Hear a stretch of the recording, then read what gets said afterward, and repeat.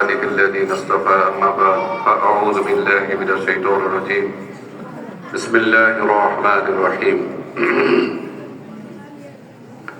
إنما يخشى الله من عباده العلماء صدق الله المولانا العظيم শান্তিপুর জামিয়া ইসলামী আহমদিয়া মাদ্রাসা এতিমখানার আজকে 34তম ওয়াজ মাহফিলের সম্মানিত সভাপতি জনাব আলহাজ মোহাম্মদ মুশিউর রহমান গানী মোল্লা সভাপতি মাদ্রাসা, আমন্ত্রিত উলামায়ে কেরাম, প্রধান আলোচক হযরত মাওলানা মুফতি রেদওয়ান রফিকি ঢাকা, অন্যান্য উলামায়ে কেরাম সহ এবং অতিথিবৃন্দের সহ আমার দিনদার মুরব্বী ভাইয়েরা এবং মুরব্বীরা, পর্দার মা বোনেরা, সকলকে নিয়ে আমি সেই আল্লাহর দরবার শুকরগুজার হচ্ছি যে সেই সন্ধ্যার আগ থেকে আপনারা চাতক পাখির মতো এতক্ষণ পর্যন্ত বসে আছেন। কোথায় বসে আছেন? একটি জান্নাতের বিছানায়। বলেন আলহামদুলিল্লাহ। আলহামদুলিল্লাহ। সবাই সমস্যরে বলেন আলহামদুলিল্লাহ। আলহামদুলিল্লাহ। আচ্ছা, জান্নাতের বিছানায় কথা বলছে কে? আল্লাহ। বিশ্ব রাসূল, বিশ্ব নবী, দয়ার নবী, রহমানের নবী মুহাম্মদ রাসূলুল্লাহ সাল্লাল্লাহু আলাইহি ওয়াসাল্লাম তিনি বলছেন, এর হাদিস আছে। তাহলে এই যে রসুলের কথা আর আল্লাহর কথার মধ্যে কোনো সন্দেহ আছে? না। বিন্দুমাত্র সন্দেহ আছে? না।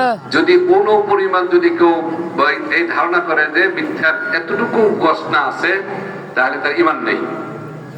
কাজেই আমি আপনাদের সামনে তো এটা আমলের কথা বলেই শেষ করি। আলোচনা তো শুনছেনই, বাড়ি যাবো কি নিয়ে? আমলের কথা নিয়ে যাওয়া দরকার। কথা বল।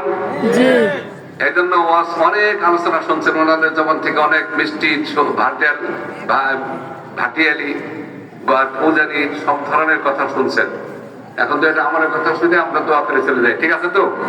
এর রাতে আর কোনো আলোচনার দরকার নেই। 1 নম্বর আলোচনা আমি বলতেছি,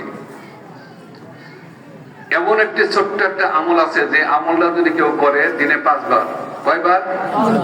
দিনে 5 বার, তাহলে আল্লাহ রাব্বুল আলামিন তার মৃত্যুর আগে তার কবরটা জান্নাতের বাগান করে দিবে। সুবহানাল্লাহ। এই আমলটা করার জন্য কারা কারা রাজি আছেন? এটা হাত দেখেন আল্লাহকে।